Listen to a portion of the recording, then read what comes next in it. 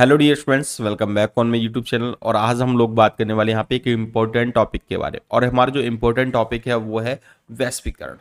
आज हम लोग यहाँ पे वैश्वीकरण के बारे में पढ़ने वाले हैं कि वैश्वीकरण आखिर में है क्या।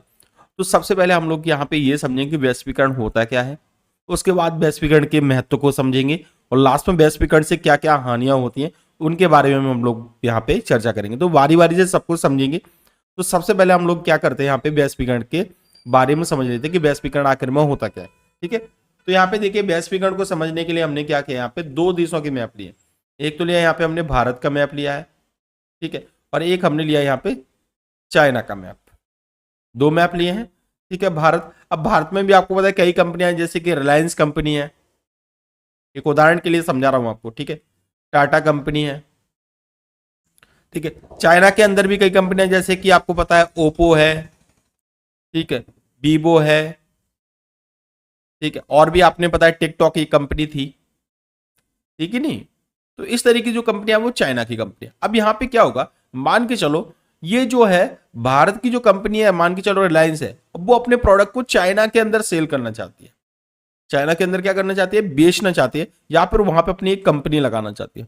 तो वो चाइना पे डिपेंड करेगा कि चाइना वहां पे कंपनी लगवाना चाहता है या फिर नहीं लगवाना चाहता, ठीक है।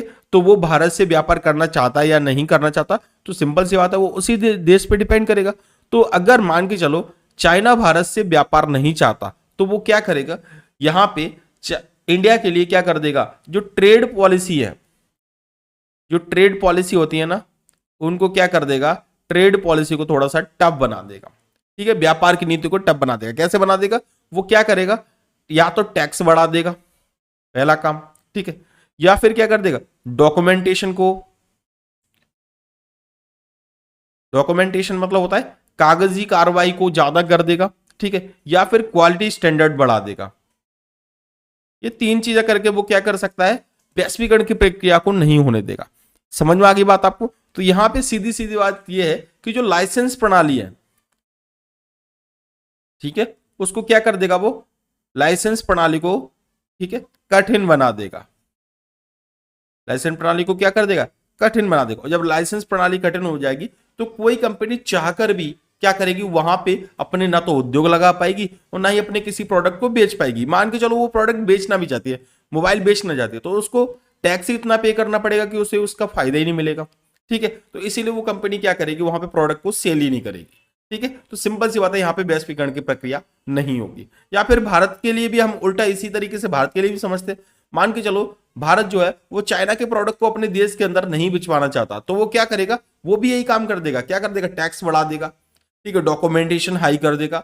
तीसरा क्या कर देगा, वहां पे क्वालिटी स्टैंडर्ड भी देखेगा कि भैया अच्छी क्वालिटी की चीजें वही हमारे देश के अंदर बेचो, अदरवाइज नहीं बेचो। तो फिर भी चाइना भी अपने देश के अंदर क्या है, भारत के अंदर प्रोडक्ट नहीं सेल कर पाएगा। तो सिंपल सी बात है, यहाँ पे वैश्वीकरण की प्रक्रिया नहीं होगी। तो वैश्वीकरण की प्रक्रिया होती कैसे है, तो वैश्वीकरण की जो प्रक्रिया होती है ना, उससे क्या होता है, जैसे मान के चलो ये सब चीजें ये आपको दिख रहा है, टैक्स, डॉक्यूमेंटेशन और क्वालिटी स्टैंडर्ड्स, इनको क्या कर दे, बिल्कुल हटा दिया जाए, बहुत ही सिंपल कर दिया जाए। यानी कि लाइसेंस प्रणाली जो है ना, उसको अगर हम सरल कर दे, लाइसेंस प्रणाली को क्या कर दे, सरल कर दे, तो कोई भी देश यहां पे क्या कर सकता है, आसानी से अपने प्रोडक्ट को क्या कर सकता है, सेल कर दे। यानी कम टैक्स देना पड़ेगा, कोई भी देश वहां पे प्रोडक्ट सेल करेगा, क्योंकि कंपनियों को क्या होगा, उसका फायदा मिलेगा। तो इसी को क्या बोलते हैं, इसी को वैश्वीकरण बोलता है। यानी कि कोई भी देश, मान के चलो भारत है, अपनी वस्तु को, जैसे मान के चलो रिलायंस कंपनी है, अपना मोबाइल इंडिया के अंदर, अपना जो मोबाइल है चाइना के अंदर भी बेचना है, ठीक है, चाइना के अंदर भी बेच सकती है, पाकिस्तान के अंदर भी बेच सकती है, नेपाल के अंदर भी बेच सकती है, अमेरिका के अंदर भी बेच सकती है। तो यही क्या है, वैश्वीकरण है। समझ में आ गया वैश्वीकरण सिंपल भाषा में क्या है, कि जो कंपनी है और उधर इंडिया, जो चाइना है वो भी इंडिया के अंदर अपने प्रोडक्ट सेल कर सकते हैं, तो इसी को क्या बोलते हैं, वैश्वीकरण बोलते हैं। तो वैश्वीकरण का सीधा सीधा मतलब ये होता है कि सभी देश आपस में क्या कर सकें, व्यापार कर सके, उसी को क्या बोलते हैं, वैश्वीकरण बोलते हैं। क्लियर बात समझ में आ गई होगी। अब हम परिभाषा पे आते हैं, जिससे आपको क्लियरली समझ में आ जाए। तो देखिए परिभाषा क्या है वैश्वीकरण की, तो हमारा प्रश्न यही है, वैश्वीकरण क्या होता है। तो देखिए वैश्वीकरण की परिभाषा क्या है, जब विश्व के सभी देश उदारीकरण की नीति अपना लेते हैं। अब उदारीकरण क्या होता है, देखो उदारीकरण अभी मैंने बताया था, उदारीकरण होता है लाइसेंस प्रणाली। लाइसेंस प्रणाली को अगर हम क्या कर दे, लाइसेंस प्रणाली कैसी हो जाए, सरल हो जाए, ठीक है, तो उसको क्या बोलते हैं, उदारीकरण। तो जब विश्व के सभी देश उदारीकरण की नीति अपना लेते हैं तो विश्व के सभी बाजारों का एकीकरण हो जाता है, यानी कि कोई भी प्रोडक्ट कहीं पे भी बन रहा है पूरे वर्ल्ड के अंदर क्या कर सकता है, उसको सेल कर सकता है। ठीक है, समझ में आ गया, सेल कर सकता है, खरीद सकता है, तो उसको ही क्या बोलते हैं, उसी को वैश्वीकरण बोला जाता है। क्लियर, समझ में आ गया क्या है। तो जब विश्व के सभी देश उदारीकरण की नीति अपना लेते हैं तो विश्व के सभी बाजारों का एकीकरण हो जाता है और इस प्रक्रिया को ही कहा जाता है वैश्वीकरण। क्लियर, बात समझ में आ गई। यानी कि अगर कोई इंडिया का प्रोडक्ट है, ठीक है, इंडिया का कोई मोबाइल है, मान के चलो प्रोडक्ट का नाम हमने क्या ले लिया, मोबाइल है, अब वो क्या कर सकता है, उसको पाकिस्तान में भी बेच सकता है, ठीक है, उसको चाइना में बेच सकता है, उसको अमेरिका में बेच सकता है, ठीक है, या फिर रिलायंस कंपनी, ये मोबाइल बनाने की वाली कंपनी का नाम क्या लिया हमने यहाँ पे, रिलायंस कंपनी है। अब ये रिलायंस कंपनी क्या कर सकती है, अपनी जो फैक्ट्री है वो पाकिस्तान के अंदर भी लगा सकती है, चाइना के अंदर भी लगा सकती है, अमेरिका के अंदर भी लगा सकती है, रूस के अंदर भी लगा सकती है, ठीक है, जापान के अंदर भी लगा सकती है, कहीं भी लगा सकती है। तो इसको ही क्या बोला जाता है, वैश्वीकरण बोला जाता है। यहीं पे उल्टा अगर हम बोले तो जो पाकिस्तान है वो भी अपने प्रोडक्ट को क्या कर सकता है, इंडिया के अंदर सेल कर सकता है। चाइना का प्रोडक्ट है वो इंडिया के अंदर सेल होता है, आपको पता है मोबाइल कितने हैं तो चाइना में होते हैं कि नहीं। तो ये सब किसके फलस्वरूप है, ये सब वैश्वीकरण के फलस्वरूप है। समझ में आ गया क्या होता है वैश्वीकरण, तो ये होता है वैश्वीकरण। क्लियर हो गया होगा आप तो, वैश्वीकरण की कोई डाउट ही नहीं रहे होंगे आपके कि क्या होता है वैश्वीकरण। अब हम बात करते हैं वैश्वीकरण के फायदे क्या क्या है, यानी वैश्वीकरण का हमारे जीवन में महत्व क्या है। तो देखिए सबसे बड़ा महत्व जो है ना वो क्या है, ये समझ लेते हैं।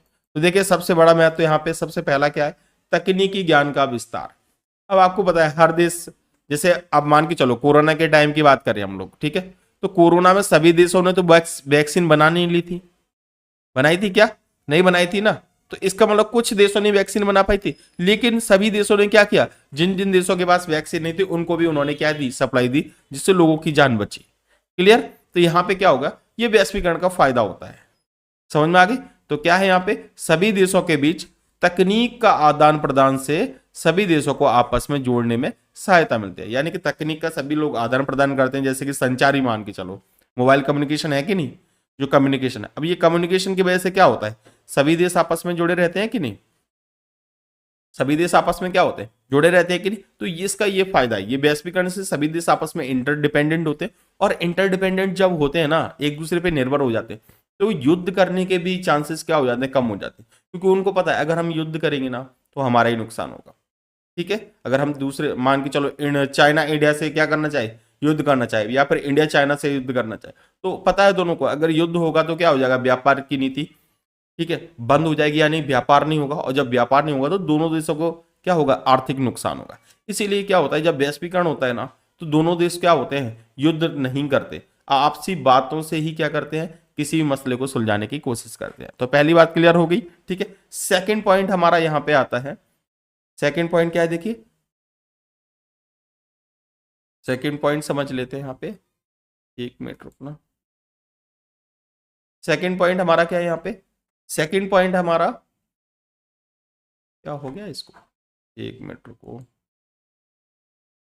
ठीक है, सेकंड पॉइंट हमारा संसाधनों का आदान प्रदान, संसाधनों का आदान प्रदान। आपको पता है कि हमारी पृथ्वी पर एक जगह पे कई कई जगह ऐसे हैं कि बहुत ज्यादा संसाधन है, जैसे मान के चलो डीजल पेट्रोल ही ले लो। अब डीजल पेट्रोल पूरे वर्ल्ड के अंदर तो नहीं है ना, कुछ ही देशों के पास डीजल पेट्रोल बहुत ज्यादा है, और कुछ देश ऐसे हैं जहाँ पे डीजल पेट्रोल बिल्कुल भी नहीं है। तो अगर वो देश किसी दूसरे देश को डीजल पेट्रोल नहीं देंगे तो क्या उस देश का विकास हो सकता है, क्या नहीं हो सकता ना।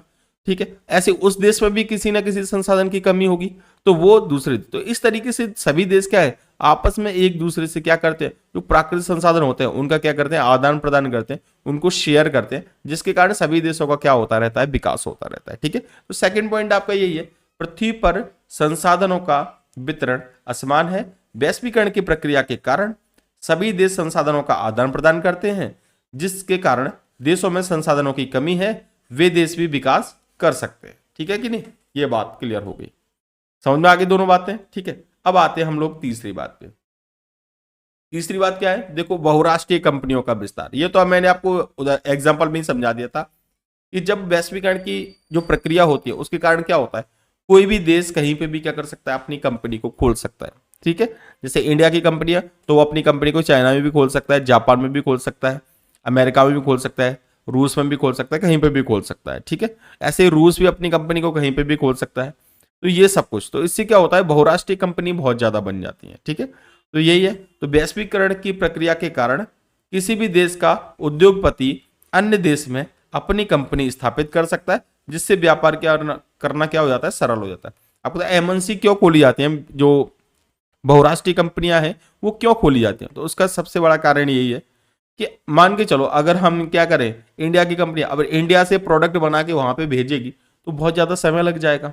ठीक है, खर्चा भी बहुत ज्यादा हो जाएगा। तो वो लोग क्या करते हैं, उनका जो प्रोडक्ट पॉपुलर तो हो चुका है, सभी देश उसको यूज कर रहे हैं, तो उसके लिए वो क्या करते हैं, वहीं की वहीं कंपनियां खोल देते हैं। ठीक है, तो ये कारण है। तो ये वैश्वीकरण का फायदा इसका ये है। ठीक है, तीनों फायदे आपको समझ में आ गए। फोर्थ पॉइंट की अगर हम बात करें तो फोर्थ पॉइंट क्या है, देखिए यहाँ पे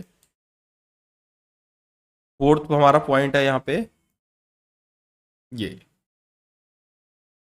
चलिए फोर्थ पॉइंट को समझ लेते हैं। ठीक है, फोर्थ पॉइंट है प्रतियोगिता। एक मिनट रुको। फोर्थ पॉइंट हमारा देखिए प्रतियोगिता और बाजार का विस्तार। अब आपको पता होगा जब वैश्वीकरण बहुत ज्यादा होता है ना तो कंपटीशन बढ़ जाता है कंपनियों में। ठीक है, क्योंकि देखो अगर मान के चलो पहले हमारे देश के अंदर क्या सिर्फ नोकिया का मोबाइल आता था, तो वो क्या करता था, मनमानी कीमतों में क्या करते थे, मनमानी कीमत चलाते थे, जिसके कारण क्या है, ग्राहक को नुकसान ही होता था क्योंकि उसे खरीदना ही पड़ता था। ऐसे ही अगर हम बात करें, अगर मान के चलो गांव में एक ही दुकान है और उसी से सबको खरीदना है तो वो अपनी मनमानी रेट करेगा, लेकिन वहीं पर अगर 10 दुकानें खुल जाएंगी तो दुकानदारों में क्या हो जाता है, कंपटीशन हो जाता है, जिसका फायदा किसको, ग्राहकों को मिलता है। तो यही वैश्वीकरण का फायदा है। वैश्वीकरण से क्या होता है, लोगों को उसका फायदा मिलता है क्योंकि ज्यादा मार्केट में ज्यादा चीजें आती हैं, तो उससे क्या होता है, उससे कंपटीशन बहुत ज्यादा बढ़ जाता है और उससे क्या होता है, कीमतें गिर जाती है, और जब कीमतें गिरती है तो उसका फायदा सिंपल सी बात है आम लोगों को मिलता है। तो ये फायदा है वैश्वीकरण का। ठीक है, आम लोगों को क्या फायदा मिलता है ये समझ में आ गया। तो क्या है, यही है, वैश्वीकरण के कारण बाजारों में उत्पादों की वृद्धि हुई है, जिसके कारण वस्तु की कीमतों में कमी आती है, जिसका लाभ उपभोक्ताओं को मिलता है। ठीक है, क्लियर हो गया यहां तक। ये तो है वैश्वीकरण के लाभ। अब हम बात, सॉरी हाँ, वैश्वीकरण के लाभ। अब हम बात करते हैं यहाँ पे वैश्वीकरण की हानियों के बारे में। ये वैश्वीकरण की क्या क्या हानियां हैं। देखिए वैश्वीकरण से सबसे पहली जो हानि है ना वो क्या है, तो वैश्वीकरण की सबसे पहली जो हानि मिलती है वो मिलती है छोटे उत्पादकों को। यानी कि जो जब वैश्वीकरण की घटना होती है ना, वैश्वीकरण की प्रक्रिया होती है, तो क्या होता है, बड़ी बड़ी कंपनियां आ जाती हैं देश के अंदर, और जब बड़ी बड़ी कंपनियां आ जाती हैं तो छोटी छोटी कंपनियां वहां पे टिक नहीं पाते। जैसे अगर आप चॉकलेट भी खाना पसंद करोगे ना आज की डेट में, तो कैडबरी की खाना पसंद करोगे, नॉर्मल चॉकलेट जो डिब्बों में रखी रहती हैं आप उनको नहीं खाना पसंद करोगे, क्योंकि वो छोटी कंपनियों की चॉकलेट है, उनकी ब्रांडिंग नहीं हो पाती, इतना उनके पास पैसा नहीं है कि वो मार्केटिंग कर सकें। तो जब वो मार्केटिंग नहीं कर पाते तो उनकी चीज़ों कोई खरीदेगा नहीं, और फाइनली उनको अपनी कंपनी क्या करनी पड़ेगी, बंद करनी पड़ेगी। समझ में आ गई बात आपको।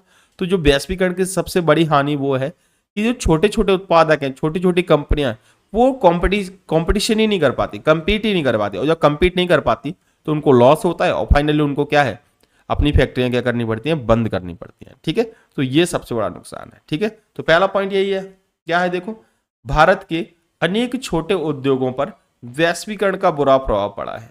ठीक है, बहुराष्ट्रीय कंपनियों से प्रतिस्पर्धा न कर पाने के कारण कुटीर उद्योग क्या हो चुके, बर्बाद हो चुके हैं, जिसके कारण बेरोजगारी क्या हो गई है, बढ़ गई है। छोटे छोटे उद्योग क्या हो गए, बर्बाद हो गए, बंद हो गए, और जब छोटे उद्योग बंद होंगे तो उसमें लोग क्या कर रहे होंगे, काम कर रहे होंगे, तो सिंपल सी बात है बेरोजगारी क्या हो जाएगी, बढ़ जाएगी।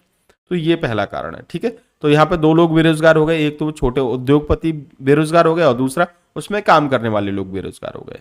क्लियर हो गया यहाँ तक। सेकंड पॉइंट आपका कौन सा है, सभी लोगों को लाभ नहीं मिलता। अब देखो वैश्वीकरण का जो अधिक लाभ मिलता है ना वो किसको मिलता है, वो मिलता है पूंजीपतियों को।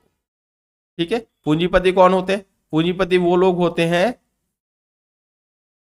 पूंजीपति कौन होते हैं, तो पूंजीपति वो लोग होते हैं, आपको पता होगा जैसे कि फैक्ट्री के मालिक हैं, उनको ज्यादा फायदा मिलता है। आम लोगों को इसका फायदा मिल ही नहीं पाता वैश्वीकरण का। ठीक है कि नहीं, ज्यादा फायदा मिलता ही नहीं है। ठीक है, ये बात आपको याद रखनी है। तीसरा पॉइंट हमारा यहां पे आता है वैश्वीकरण का, ठीक है, वो ये आता है कि विलासितापूर्ण वस्तुओं का भरमार बहुत ज्यादा हो जाता है। यानी वैश्वीकरण जब होता है ना तो एक ही प्रोडक्ट की 10 वैरायटी मिलेंगी। ठीक है कि नहीं, और जरूरत की जो चीजें हैं उनकी अपेक्षा क्या है, फालतू की चीजें ज्यादा मिलेंगी। जैसे मोबाइल से, नॉर्मल मोबाइल से भी काम चल जाता है, लेकिन आज की डेट में आप देखो आईफोन, ये आईफोन 15, 16, यानी कौन कौन से फोन आ गए, जब काम को उतना ही है वो सिर्फ स्टैंडर्ड दिखाने के लिए, एड्स वगैरह मार्केटिंग में इतना ज्यादा पैसा खर्च हो चुका है तो लोग उसको क्या है सिर्फ शौक के लिए खरीदते हैं, यानी फालतू का पैसा बर्बाद करते हैं। ठीक है, तो यहाँ पे ये अनेक कंपनियां विलासतापूर्ण वस्तुओं का निर्माण करती हैं जिसका सीधा असर आम आदमी की जेब पर पड़ता है। यानी आम आदमी को बेचारा स्टैंडर्ड दिखाने के समझ में, समाज को दिखाने के चक्कर में क्या है फालतू में पैसे क्या करता है बर्बाद करता है। तो जब फालतू में पैसे बर्बाद करता है तो सिंपल सी बात है, ठीक है, तो आर्थिक विकास हुआ ही नहीं। बेचारे लोग क्या है जहां पे खर्च करना चाहिए वहां पे करेंगे नहीं, फालतू को दिखाए पैसे खर्च करेंगे। तो ये वैश्वीकरण का क्या है एक नुकसान है। और फोर्थ पॉइंट हमारा यहाँ पे विकसित देशों का वर्चस्व। वैश्वीकरण का लाभ सिर्फ विकसित देशों को मिलता है। वैश्वीकरण का जो अधिक लाभ जो मिलता है ना वो सिर्फ विकसित देश, जानते हो ना, जो डेवलप कंट्री जैसे अमेरिका है, चाइना है, रसिया है, इनको ज्यादा फायदा मिलता है। विकासशील और पिछड़े देश तो सिर्फ बाजार बन के रह जाते हैं। सिर्फ उनका काम क्या है, सिर्फ बाजार बन के रहना, यानी वो तो सिर्फ लोगों को बाजार बन जाते हैं, यानी कि कंपनी तो स्थापित कर नहीं पाते। जैसे आप अगर हम इंडिया की बात करें तो देखो इंडिया में कोई भी ढंग की मोबाइल कंपनी भी नहीं है। जितने मोबाइल जो आ रहे हैं ना वो बाहर के आ रहे हैं, यूएस के आ रहे हैं, चाइना के आ रहे हैं, ये सब मोबाइल यूज कर रहे हैं हम लोग। ठीक है, तो कहीं ना कहीं देखो वैश्वीकरण तो हो रहा है लेकिन वैश्वीकरण का फायदा हमारे देश को मिल ही नहीं रहा, नहीं मिल पा रहा ना। क्यों? क्योंकि हमारे देश के अंदर वो तकनीकी नहीं है, वो टेक्नोलॉजी नहीं है कि हम उसका, तो विकासशील देशों की यही प्रॉब्लम रहती है कि वो लोग कंपीट ही नहीं कर पाते और फाइनली क्या है वो सिर्फ बाजार बन के रह जाते हैं, यानी कि वहां पे सिर्फ प्रोडक्ट कस्टमरशिप होके रह जाती है और कुछ नहीं। तो ये है नुकसान किसका, वैश्वीकरण का। तो ये मैंने समझाने की थोड़ी सी आपको कोशिश की है। मेरा पहला वीडियो है, आई होप आप लोगों को वीडियो पसंद आया होगा। वीडियो पसंद आ गया तो प्लीज वीडियो को लाइक जरूर कर देना, चैनल पे नए हो चैनल को सब्सक्राइब कर दो और जिनको भी इसकी जरूरत है उनको शेयर कर दो। तो चलिए मिलते हैं एक नई वीडियो के साथ, तब तक के लिए जय हिंद, वंदे मातरम।